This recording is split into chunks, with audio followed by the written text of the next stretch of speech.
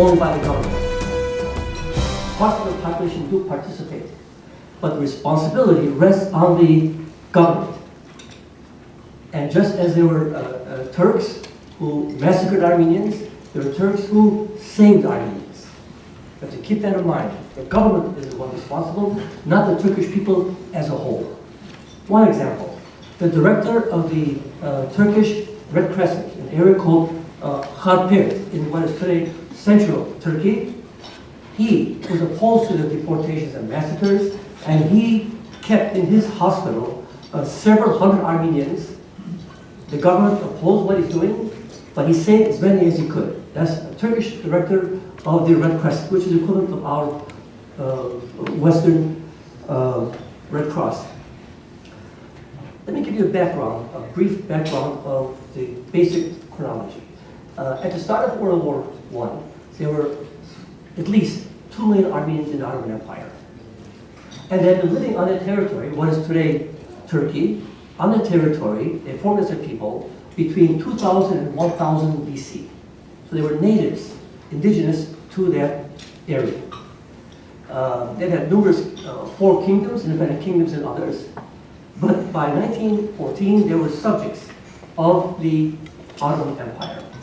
When World War I began in August 4, 1914, the Ottoman Turkish government, led by a group called the Young Turks, decided to join Germany in the war. And one motivation they had was to defeat Russia, along with German help, so that the Turkish Empire, the Ottoman Empire, could expand eastward across the Caspian Sea, absorbing an area called Baku, which at that time was something like what Kuwait is today in terms of oil richness, and to absorb the Turkic peoples of Central Asia all the way to China, to expand the empire by incorporating more huge numbers of Turkic peoples into the empire, thereby making the Arabs, Assyrians, Greeks, Armenians, and Jews a small minority in a larger Turkish empire. That was one of their goals. They had other motivations also. During World War I, the Ottoman Empire carried out what most international experts and historians have concluded was one of the largest genocides in the world's history, slaughtering huge portions of its minority Armenian population. In all, over 1 million Armenians were put to death.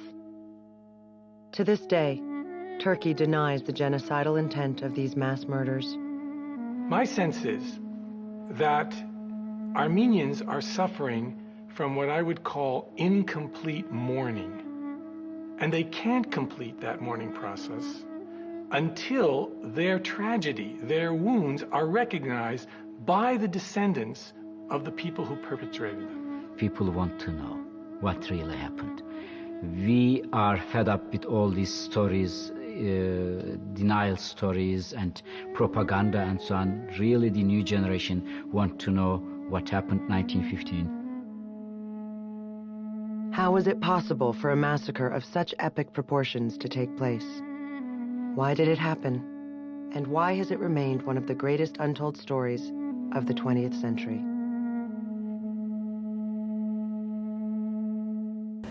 On April 24, 1915, the government decided earlier, but on April 24, 1915, the government arrested several hundred of the top leaders of the community, intellectuals, teachers, doctors, prominent businessmen, members of parliament. Several hundred were arrested, and almost all of them were executed, tortured in horrible ways. The Armenians in the Ottoman army were disarmed and used as labor battalions as slave labor. They were worked to death, and eventually virtually all of them were massacred. What I'm going to do now is, by the end of the war, 1918, out of 2 million, there were several 100,000 left. Some in Derzor. When you saw the map, Derzor, it's interesting that today, ISIS is conducting similar destruction in the same area, filled with Armenian skeletons, bones all over the place, and ISIS, in fact, destroyed a monument, a church, to the Armenian genocide at that area. ISIS blew it up. And ISIS, as we know, has some connection to Turkey, that people joining ISIS get transportation from Istanbul through Turkey, down, and so there's a connection, as we heard earlier. There's a parallel, a connection with what happened 100 years ago to what's happening today. Not 100% identical, but there's some connection. In the words of Ismail Enver, who would soon become a major figure in the Young Turk government. If I could recount to you all the horrors done by the enemy, even those done right here in sight of Istanbul, you would understand what has happened to the poor Muslims that are far away. But our anger is strengthened. Revenge, revenge, revenge. There is no other word. In 1913, in the wake of the losses in the Balkans, a radical nationalist wing of the Young Turks gained full control of the Ottoman government with a violent takeover. The Committee of Union and Progress, as it was called, came together in 1913 when Talat, who had been rising through the ranks of the Young Turk Party and would become Minister of the Interior, Enver, who was a kind of energetic, dynamic young soldier with great ambition to be a Napoleon for his people, would become the Minister of Defense, and Jamal would become the Minister of the Navy or the Marine. These three merged to create a coalition in 1913.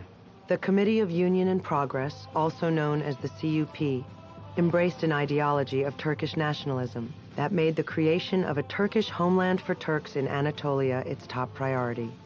Turkey for the Turks was its slogan. To save the Turkish race from destruction, the iron fists of the Turks shall once again seize hold of the world, and the world shall once again tremble before its fist. They started in 1913 a new policy of education. From now on, they were going to raise the children to become very good Turkish nationalists. And nationalists in the worst sense of the term, in a chauvinistic sense almost. As war broke out in August 1914 between Germany and Russia, the Turkish Empire had to decide what to do, and Enver Pasha particularly wanted to join Germany and use the German alliance to expand the empire to the east. The major enemy for Turkey at that point was Russia, and their dream was to conquer the Caucasus and Russian Central Asia and unite all the Turkic peoples of those lands in a grand Turkic empire. In December 1914, led by their Minister of War, Enver Pasha, the Ottomans attacked Russia at Sarıkamış, along the Russian border. It was a strategic blunder. The Ottomans were overwhelmingly defeated. Their hopes for a united empire were smashed. A few months later, as over 120,000 Russian troops advanced into the empire, their ranks included a contingent of between 5,000 and 6,000 Armenian soldiers. This Armenian contingent consisted of both Russian Armenian conscripts and a smaller number of Ottoman Armenians who had defected. Seeing their own Armenian subjects volunteering and fighting for the enemy enraged the Turkish leaders. Fearing that still more of their subjects might join the enemy, they now saw the Armenians of the empire as a threat to the state. It was now, in the wake of the disastrous loss at Sarıkamış, that the CUP decided to disarm all the Armenian soldiers in the Ottoman army. They had decided that the Armenians were an unreliable group, and Enver was blaming the Armenians for his loss at Sarıkamış. And then from disarming them, they were thrown into labor battalions, that is, grunt work forces, by which they were building roads, cleaning latrines, and so forth, and were easily segregated, rounded up, and just massacred en masse. The massacres of the Armenian soldiers were the first stage of the Armenian Genocide, but it was still just a beginning. On April 24 of 1915, the Ottoman government arrests some 250 Armenian intellectuals and cultural leaders in Constantinople, deports them to a prison in the interior, where many of them are killed, and more of them are imprisoned and tortured. So just as your able-bodied men were wiped out by Ottoman soldiers in the winter of 1915, in the spring of 1915, the intellectual head of the culture is cut off. It happened in Harpert, it happened in Van, it happened in Diyarbakir, it happened in Bitlis, it happened all over the empire. This eradicated a whole generation of Armenian intellectual talent. German ambassador in the empire, he wrote to his government, and he said this: "Our displeasure over the persecution of the Armenians should be clearly expressed in our press, and an end be put to our gushing over the Turks. Whatever they are accomplishing is in order to achieve any success in the Armenian question. Those are our officers, our cannons, our money. In order to achieve any success in the question, we will have to inspire fear in the Turkish government regarding consequences.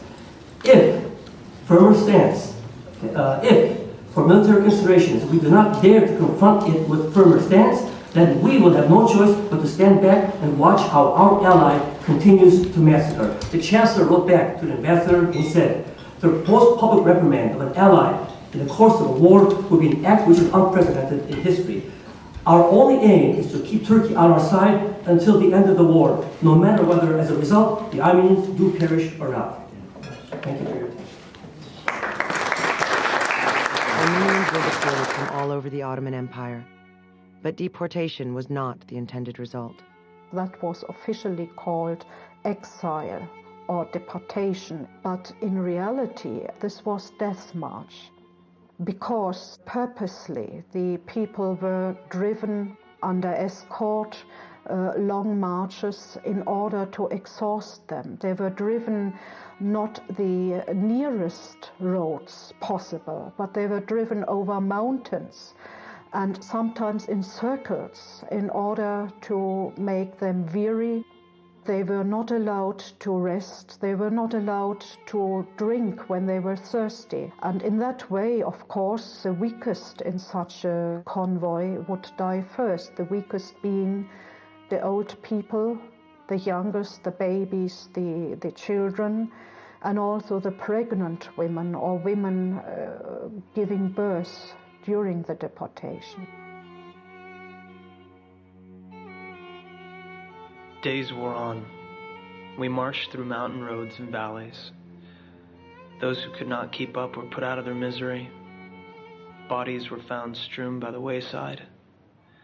The caravan was getting smaller each day. At one place, my little grandmother, like Jeremiah incarnate, loudly cursed the Turkish government for their inhumanity. Pointing to us children, she asked, "What is the fault of children to be subjected to such suffering?" It was too much for a gendarme to bear. He pulled out his dagger and plunged it into my grandmother's back.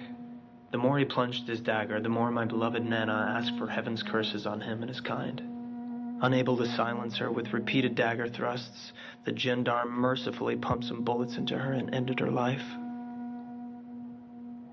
First my uncle, and now my grandmother were left unmourned and unburied by the wayside.